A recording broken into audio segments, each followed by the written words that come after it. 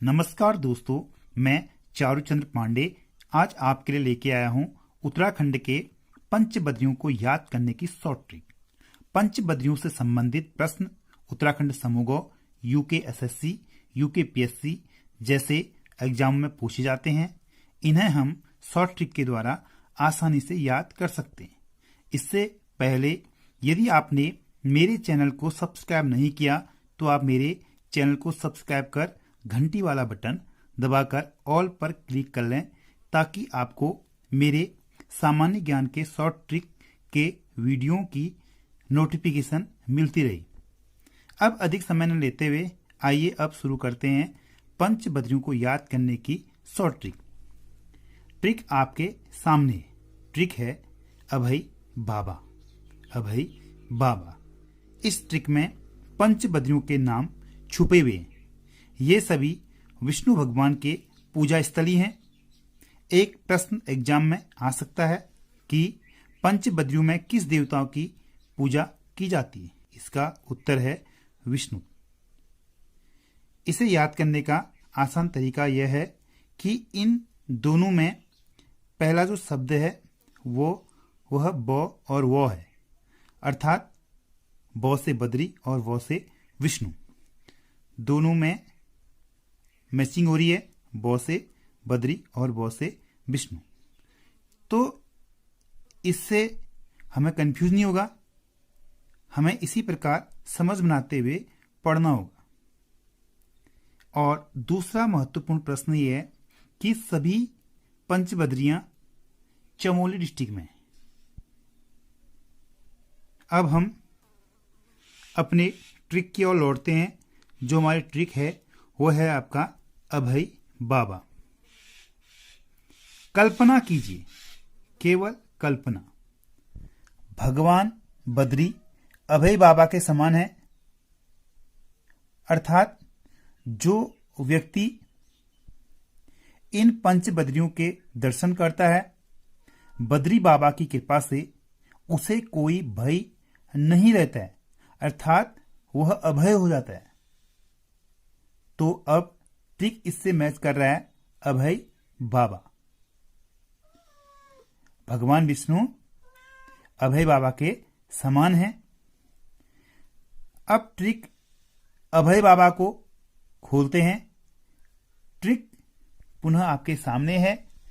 Trick बताई थी आपको अभय बाबा। इसमें सबसे पहले हम अभय को खोलते हैं। तो औ से है आदि बद्री और भौ से है भौशी बद्री और यो से है योग ध्यान बद्री। और अब हम बाबा को खोलते हैं। बा से है आपका वृद्ध बद्री, अर्थात जो प्रथम बो आया ना इसमें, और प्रथम बा से है आपका वृद्ध बद्री। और दूसरे बो से है बद्रीनाथ या विशाल बद्री। ये बद्रीनाथ या विशाल बद्री ये मुख्य बद्री है। एक बार पुनः हम इन पंचबद्रियों को देख लेते हैं। तो औ से है आदि बद्री, भौ से है भौशी बद्री, यो से है योग ध्यान बद्री और बा से है वृद्ध बद्री और दूसरे बा से है आपका बद्रीनाथ या विशाल बद्री। आइए अब हम विस्तार से पंचबद्रियों के बारे में जानकारी जुटाते हैं। इसके लिए आप इस वीडियो को पूरा देखिए, तभी आपको परीक्षा से संबंधित महत्वपूर्ण प्रश्नों के उत्तर मिल पाएंगे। इस हेतु हम सुविधानुसार पंचबद्रियों का अलग अलग अध्ययन करेंगे। आइए इस क्रम में सबसे पहले हम बात करते हैं आदि बद्री की। आदि बद्री, आप यहां पर आदि बद्री को देख रहे हैं। यह कर्णप्रयाग से 17 किलोमीटर दूर है और यह रानीखेत मार्ग पर स्थित है। यह चांदपुर गढ़ से 3 किमी की दूरी पर है। यहां पर एक महत्वपूर्ण प्रश्न उठता है कि जो चांदपुर गढ़ है वह पंवार राजवंश की प्रथम राजधानी थी? ठीक है, एग्जाम में ये आ सकता है, इसको नोट कर लें। चांदपुर गढ़ पंवार राजवंश की प्रथम राजधानी थी। दूसरी राजधानी थी इनकी देवलगढ़, और तीसरी राजधानी इनकी बनी श्रीनगर। और अब हम मुख्य विषय की ओर लौटते हैं। आदि बद्री को स्थानीय भाषा में नौठा कहा जाता है। क्या कहा जाता है? नौठा। यहाँ के मंदिरों की मुख्य विशेषता है कि यहाँ 16 मंदिरों का समूह है, लेकिन वर्तमान में यहाँ पर 14 मंदिर ही शेष हैं, और ये मंदिर गुप्तकालीन हैं। यहाँ पर भी एक अन्य प्रश्न और उठता है।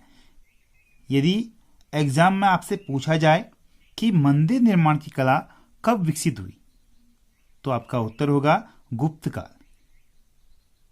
अर्थात गुप्त काल से ही मंदिर निर्माण की कला प्रारंभ होती है। और आदि बद्री के जो मंदिर हैं, जो 16 मंदिर हैं, ये भी गुप्तकालीन हैं। ये एक इसकी बड़ी विशेषता है। यहाँ मंदिरों का निर्माण चबूतरों के ऊपर हुआ, और ये मंदिर जो चबूतरों के ऊपर बनते हैं, ये नागर शैली के अंतर्गत बनते हैं। और पिछले वीडियो में मैंने आपको पंच प्रयागों में बताया था कि जो उत्तर भारत में जो मंदिर निर्माण की जो कला है, उसको नागर शैली कहते हैं, और दक्षिण भारत के जो मंदिर निर्माण की जो शैली है, वो द्रविड़ शैली है।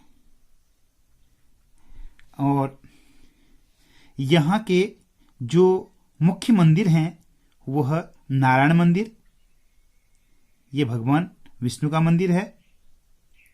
इसके सामने भगवान विष्णु का वाहन गरुड़ को समर्पित मंदिर भी है। ठीक है, ये तो आपको पता ही होगा कि भगवान विष्णु का जो मुख्य वाहन है, वह है आपका गरुड़ पक्षी है। और यहाँ की प्रमुख प्रतिमा है विष्णु की चतुर्भुजी प्रतिमा, जो 1 मीटर ऊंचे काली शालिग्राम की प्रतिमा है। इसमें विष्णु को चतुर्भुजाकार में दिखाया गया है। और यहाँ के जो मुख्य जो पूजा अर्चना करते हैं, या अर्थात जो यहाँ के पुजारी हैं, वो थापड़ी के थपलिया। हम बात करते हैं भौशी बद्री की। यहाँ पर आप भौशी बद्री देख रहे हैं। यह जोशीमठ से 25 किमी दूर सुबेन नामक स्थान पर धौली गंगा के तट पर स्थित है।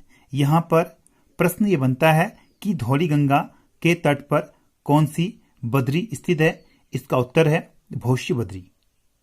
यहाँ का प्रमुख चित्रण है नरसिंह अवतार। इसका नाम भौशी बद्री कैसे पड़ा? ये बात नरसिंह मूर्ति से जुड़ी है। मान्यता के अनुसार कलयुग के शुरुआत में नरसिंह की मूर्ति वाला हाथ गिर जाएगा, जिससे विष्णुप्रिया के पास एक जगह है पथमिला। पथमिला में जय और विजय नामक पहाड़ियां भी गिर जाएंगी, जिससे बद्रीनाथ जाने का मार्ग भी बंद हो जाएगा, जिससे भगवान बद्रीनाथ की पूजा भौशी में यहीं पर की जाएगी। अर्थात भौशी में बद्रीनाथ धाम यहीं पर पुनर्स्थापित होगा। इसी कारण इसे भौशी बद्री कहा जाता है। अब हम बात करते हैं योग ध्यान बद्री की। यहाँ पर आप योग ध्यान बद्री देख रहे हैं। योग ध्यान बद्री जोशीमठ से 24 किमी दूर अलकनंदा के गोविंद घाट तट पर पांडुकेश्वर नामक स्थान पर स्थित है। पौराणिक मान्यता के अनुसार यहाँ पांडवों का जन्म हुआ। इसी कारण इस स्थल को पांडुकेश्वर कहा जाता है। यहाँ की प्रमुख मूर्ति विष्णु की ध्यान मुद्रा में मूर्ति है, और तभी इसको योग ध्यान बद्री भी कहा गया। यहाँ पर विष्णु की उत्सव मूर्ति भी है। यहाँ बद्रीनाथ की उत्सव मूर्ति के लिए शीतकालीन आवास है, अतः यहाँ विष्णु की उत्सव मूर्ति की पूजा की जाती है। अब हम बात करते हैं वृद्ध बद्री की। यहाँ पर आप वृद्ध बद्री देख रहे हैं। वृद्ध बद्री जोशीमठ से 7 किमी दूर अनिमठ गांव में स्थित है। इसका नाम वृद्ध बद्री कैसे पड़ा, इसमें मतभेद है। प्रथम मत के अनुसार यहाँ भगवान विष्णु ने नारद को वृद्ध रूप में दर्शन दिए। दूसरे मत के अनुसार शंकराचार्य द्वारा बद्रीनाथ की प्रतिमा सर्वप्रथम यहीं पर स्थापित की, इसी कारण इसे प्रथम या वृद्ध बद्री कहा जाता है। यहाँ पर यह प्रश्न एग्जाम में पूछा जा सकता है कि शंकराचार्य द्वारा बद्रीनाथ की प्रथम मूर्ति कहाँ स्थापित की, तो उत्तर स्पष्ट है, वृद्ध बद्री में या अनिमठ में, क्योंकि वृद्ध बद्री अनिमठ में स्थित है। अब हम बात करते हैं मुख्य बद्री की, जिसे बद्रीनाथ भी कहते हैं। यहाँ पर आप बद्रीनाथ मंदिर को देख सकते हैं और बद्रीनाथ को विशाल बद्री भी कहा जाता है। यह उत्तराखंड के 4 धामों में से एक है।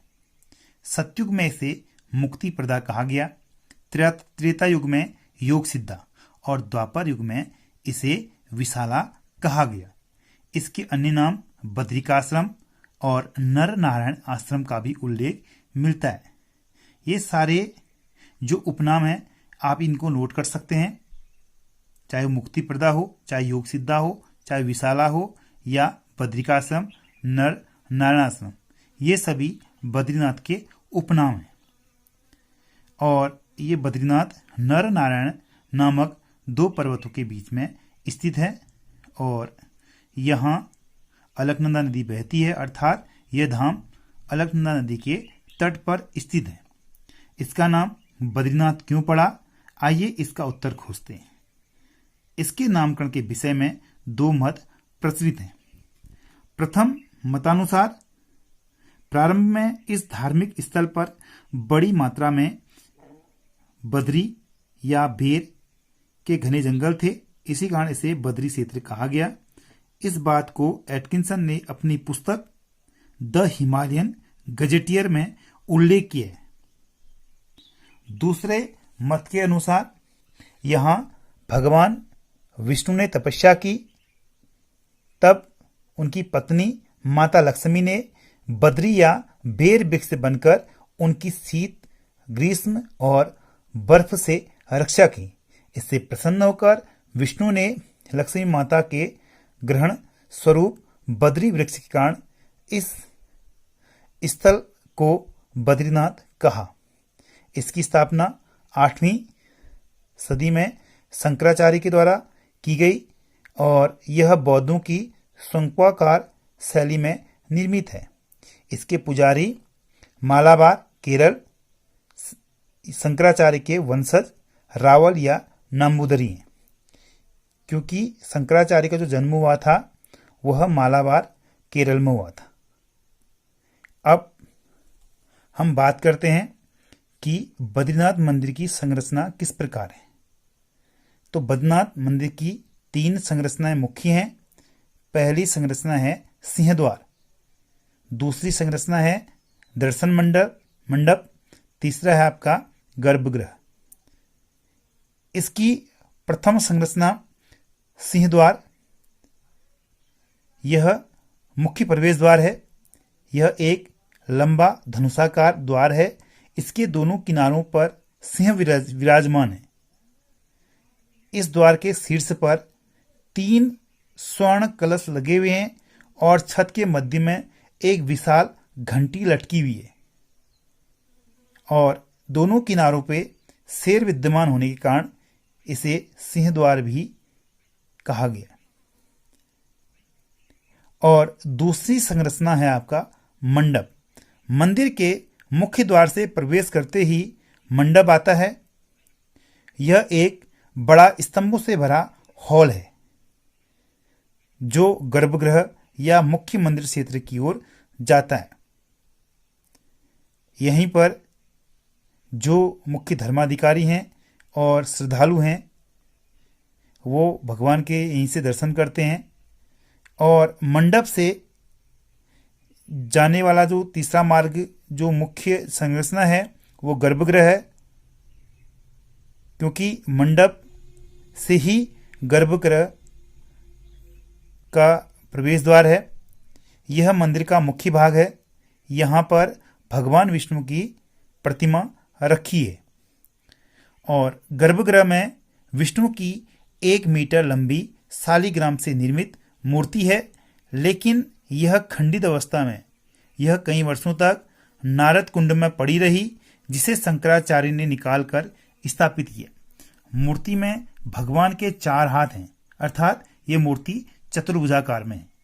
इसमें 2 हाथ ऊपर की ओर है, जिसमें एक हाथ में शंख है, दूसरे हाथ में चक्र है, जबकि 2 अन्य हाथ पद्मासन अर्थात योग मुद्रा में स्थित हैं, जो भगवान विष्णु ने अपनी गोद में रखे हैं इन दोनों हाथों को, बाकी 2 हाथ ऊपर हैं। गर्भगृह में नर नारायण, कुबेर और नारद की प्रतिमाएं विद्यमान हैं।